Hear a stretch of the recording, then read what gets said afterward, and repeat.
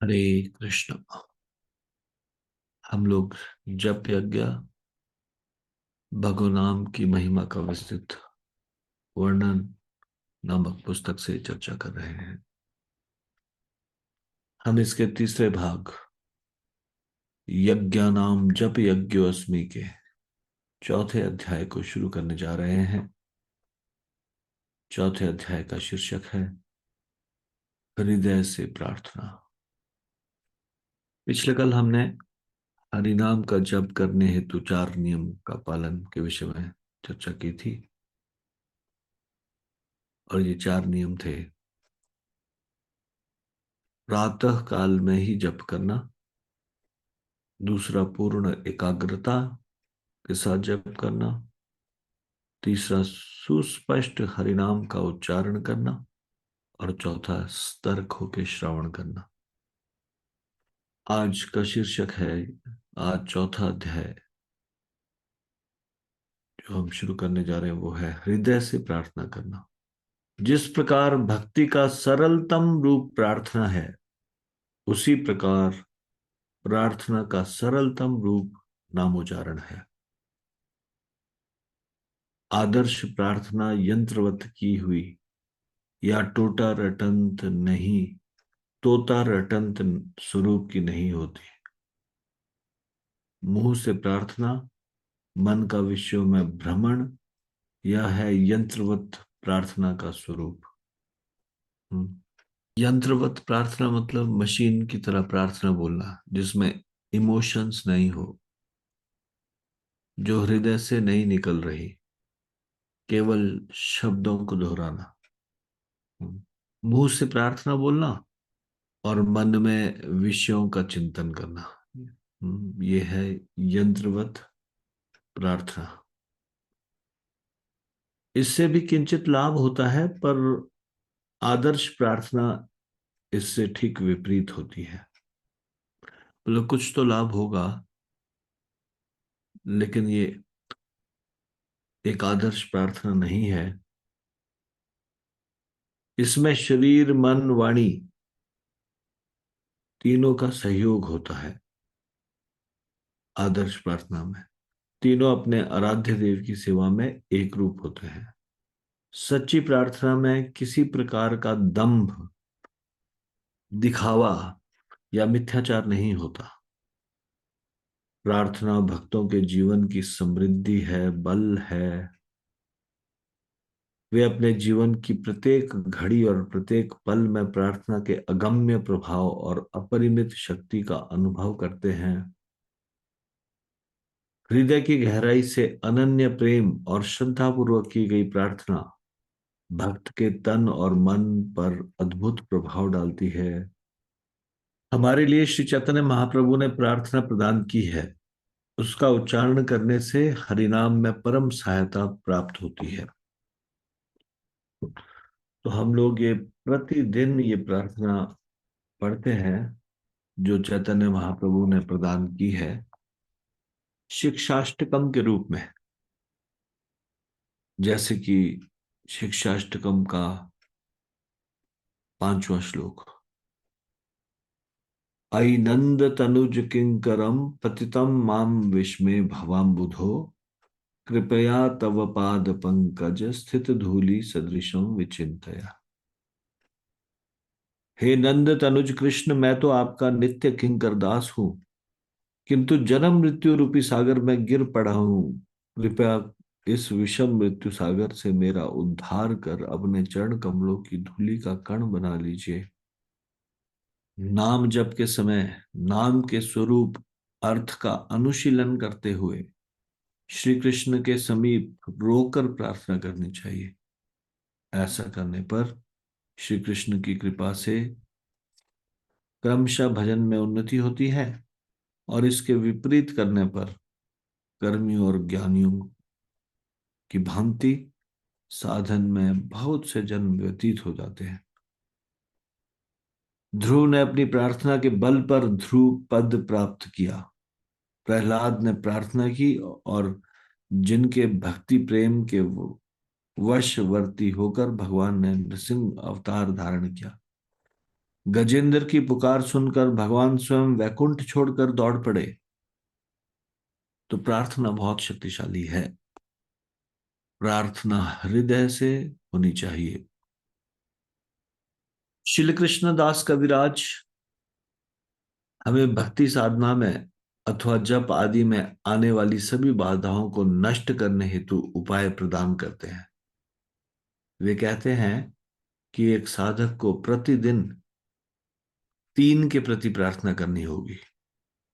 और चैतन्य चरितमृत के आदि लीला के पहले अध्याय के 20वें और 21वें प्यार में वो बोलते हैं, ग्रंथेर आरंभ करे मंगलाचरण, गुरु वैष्णव भगवान तीनेर स्मरण, तीनेर स्मरण हाय विघ्न विनाशन, अनायासे है निज वांछित पूरण। तो कृष्णदास कविराज जी चैतन्य चरितमृत का ग्रंथ जब लिखते हैं तो फिर वो कहते हैं, इस कथा के आरंभ में मैंने ये 3 का स्मरण करके उनके आशीर्वाद की कामना की है। तो कौन है ये 3? गुरु, वैष्णव और भगवान। ये तीनों का आशीर्वाद चाहिए। वो कहते हैं कि इन तीनों का स्मरण करने से या इन तीनों का स्मरण करके कोई कार्य प्रारंभ करने से समस्त कठिनाइयों का विनाश हो जाता है। तीनेर स्मरण है विघ्न विनाशन। इन तीनों का स्मरण करने से सारे विघ्न का विनाश हो जाता है। अनायासे है निज वांछित पूरण। और जो भी हम भक्तिपूर्ण इच्छा कर रहे हैं, भक्ति में आगे बढ़ने की इच्छा कर रहे हैं, उसको अत्यंत सरलता पूर्वक पूरा करने में सहायता मिलती है। तो हमें भी जप करने से पूर्व इन 3 से सहायता मांगनी चाहिए या तीनों का स्मरण करना चाहिए, उनको प्रणाम करना चाहिए। कृष्णदास कविराज जी एक सीक्रेट बता रहे हैं। और वो कह रहे हैं कि वो जो चैतन्य चरितमृत लिखना जा रहे हैं या लिख रहे हैं, उसके शुरू में वो इन 3 का स्मरण कर रहे हैं। 3 का स्मरण करके आशीर्वाद की कामना कर रहे हैं। ग्रंथेर आरंभ करी मंगलाचरण। मंगलाचरण होता है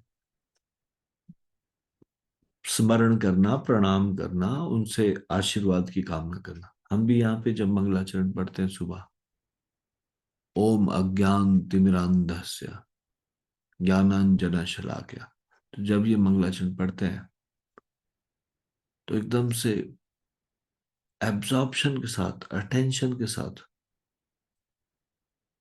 कृपा की अभिलाषा करनी चाहिए। मैं देखता हूँ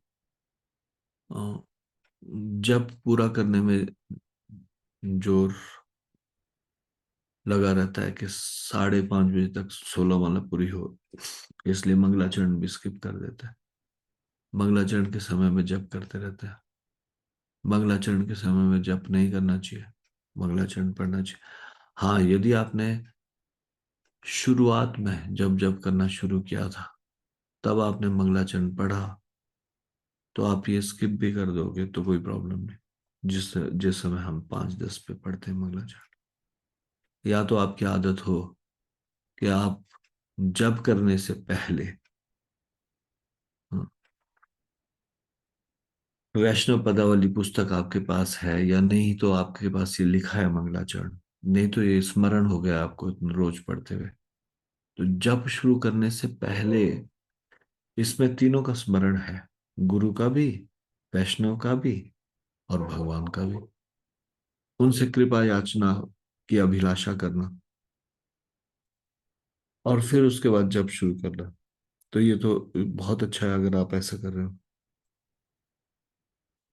यदि आप सुबह जप शुरू करने से पहले मंगलाचरण नहीं पढ़ रहे, तो फिर आपको जब 5:10 पे हम लोग ये मंगलाचरण पढ़ते हैं, या उससे पहले ही शुरू करते हैं, जैसे ऑनलाइन नरसिंह आरती समाप्त होती है, तो आपको मंगलाचरण में भाग लेना चाहिए। सबसे बेस्ट तो होगा अगर आप स्टार्टिंग में भी मंगलाचरण कर रहे हैं, जब शुरू करने से पहले। हम्म, तो कितना महत्वपूर्ण है। कृष्णदास कविराज जी इसका इंपॉर्टेंस बता रहे हैं। मंगलाचरण से कोई भी भक्ति के कार्य को शुरू करना, मंगलाचरण का पाठ करने से सारे विघ्न विनाश हो जाते हैं, और हमारे प्रयास में मंगल यानी कि शुभ फल प्राप्त होता है।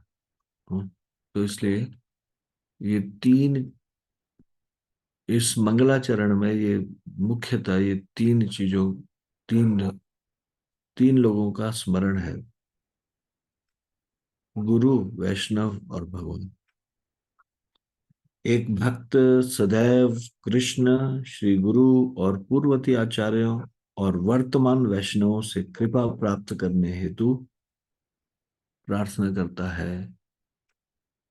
हम्म, तो हमको भी इस प्रकार से गंभीरता के साथ ये मंगलाचरण का पाठ करना चाहिए।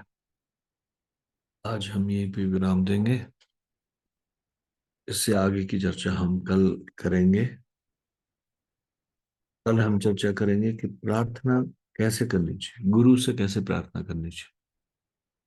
श्री जप यज्ञ की जय, श्री हरिनाम संकीर्तन की जय, श्री नाम प्रभु की जय, शिल प्रभुपाद की जय, निताई गौर प्रेमानंदे। हरि हरि बोल।